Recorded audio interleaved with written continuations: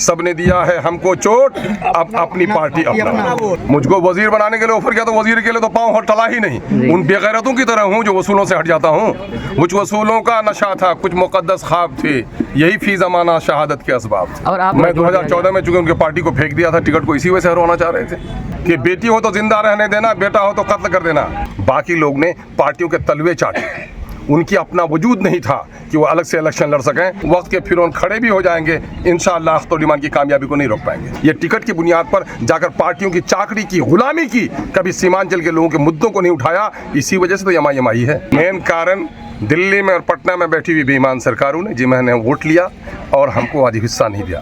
अब भैया उनके बेमेल की जब शादी होती है, मियाँ अंदर होता है, बीवी बाहर होती है। बीजेपी की अनैतिकता और बीजेपी की बेहयाई अपनी जगह पर, सुप्रीम कोर्ट ने एक बेहतर फैसला देकर फिर से इंसाफ के मान और सम्मान को आगे बढ़ाया है, इसके लिए सुप्रीम कोर्ट को मुबारकबाद। लोकसभा चुनाव 2024 की तैयारी चल रही है, इसके बारे में आप क्या कहना चाहेंगे? अभी इसमें कार्यक्रम हुआ और भाई सीमांचल की तकदीर बदले, सीमांचल की तस्वीर बदले, जालिमों के पंजे मड़ोड़े जाएं, इस इलाके को इंसाफ मिले।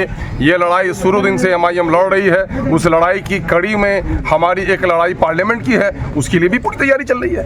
और सर, आपने जैसे बताया कि 2019 के लोकसभा चुनाव में आपको आरजेडी ने ऑफर किया था जी, क्या लगता है कि फिर 2024 में अगर आपको भी ऑफर करे तो क्या आप जाना चाहेंगे उसमें? मुझको वजीर बनाने के लिए ऑफर किया तो वजीर के लिए तो पाँव टला ही नहीं। उन बेगैरतों की तरह हूँ जो वसूलों से हट जाता हूँ।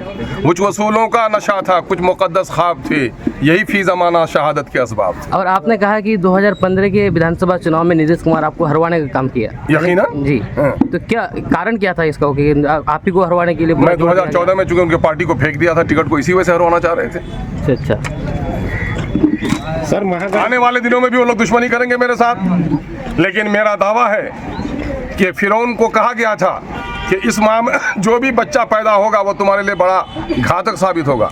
घर घर पर पहरे लगा दिए गए थे कि बेटी हो तो जिंदा रहने देना, बेटा हो तो कत्ल कर देना।